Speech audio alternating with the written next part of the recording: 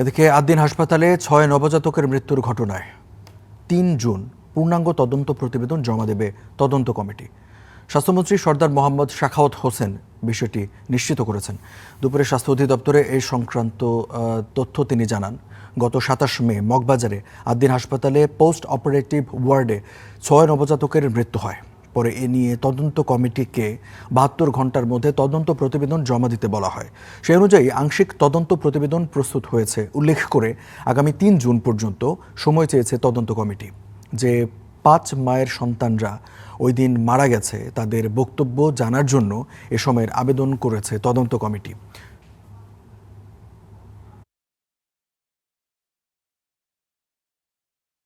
ওই তখনকার পরিস্থিতিটা ওনাদের কাছ থেকে একটা স্টেটমেন্ট নিতে হবে, যে কারণে তদন্ত কমিটি এই অসম্পূর্ণ বিদায় তদন্তটা মায়েরা নাই বিদায় ৩ দিন সময় চেয়েছে। ৩ তারিখে আমরা পূর্ণাঙ্গ রিপোর্টটা পাবো, তখন আপনাদেরকে আমরা রিপোর্টটা জানাবো। দর্শক, আদ্দিন হসপিটালে আপনারা জানেন যে ৬ শিশুর মৃত্যু হয়েছে এবং সেই তদন্ত প্রতিবেদনটি আসলে আজকে দেবার কথা ছিল, সেটা পিছিয়ে ৩ তারিখ দেয়া হবে, আগামী ৩ তারিখ দেয়া হবে। এবং সেই বিষয়েই আমরা আসলে আমাদের সহকর্মীর কাছ থেকে একটু বিস্তারিত জানতে চাইবো। সাব্বির আহমেদ রয়েছেন সেখানে। সাব্বিরের কাছ থেকে জানতে চাইবো, সাব্বির, আদ্দিন হসপিটালের কি পরিস্থিতি এখন লক্ষ্য করছেন? স্বাস্থ্যমন্ত্রী গিয়েছিল, সে কি পর্যবেক্ষণ করলো এবং এই প্রতিবেদন জমা দিতে দেরির কারণটা কি একটু যদি জানান। ধন্যবাদ।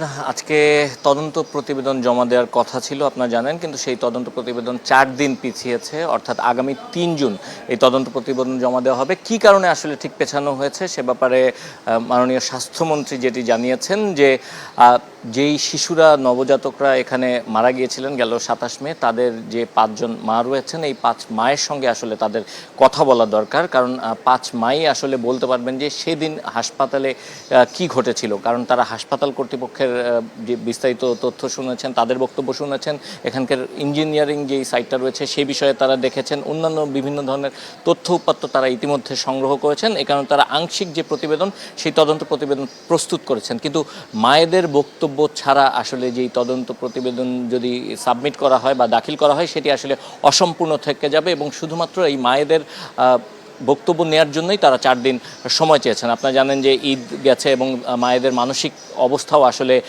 এইভাবে কথা বলার অবস্থায় নেই। এ কারণেই মূলত এই তদন্ত প্রতিবেদন জমা দিতে একটু সময় লাগছে। তবে স্বাস্থ্যমন্ত্রী এটি নিশ্চিত করেছেন এবং বলেছেন যে প্রাথমিক তদন্তে যেটি উঠে এসছে যে আদ্দিন হাসপাতালের যেই পোস্ট অপারেটিভ ওয়ার্ডে এই ৬ নবজাতকের মৃত্যু হয়েছে সেই ওয়ার্ডে কোনো ধরনের কোনো ভেন্টিলেশন ব্যবস্থা ছিল না এবং এক মায়ের অনুরোধে সেদিন ২ ঘন্টার জন্য এসি সাময়িক সময়ের জন্য বন্ধ রাখা হয়েছিল। এবং কিন্তু ঠিক এসি বন্ধ রাখার কারণে এবং ভেন্টিলেশন না থাকার কারণে কি তাদের এই নবজাতকদের মৃত্যু হয়েছে কিনা সেটি এখনও পুরোপুরি নিশ্চিত হওয়া যায়নি। সেটি নিশ্চিত হতে মায়েদের বক্তব্য জানা প্রয়োজন এবং এই বক্তব্য জানার পরেই তারা পূর্ণাঙ্গ প্রতিবেদন দাখিল করবে এবং এতে হাসপাতাল কর্তৃপক্ষ বা কর্তৃপক্ষের যদি কোনো ধরনের কোনো ব্যত্যয় হয় সেক্ষেত্রে মেডিকেল যেই নিয়ম বা আইন রয়েছে বা যেই আইন দ্বারা মেডিকেলগুলো বা এই হাসপাতালগুলো পরিচালিত হয় সেই আইন অনুযায়ী তাদের বিরুদ্ধে কঠোর ব্যবস্থা নেওয়া হবে। নিশ্চয়ই আমরা আসলে এটার যথোপযুক্ত তদন্ত এবং সেটার শাস্তিটাও আমরা চাই। সাবির, আপনাকে ধন্যবাদ।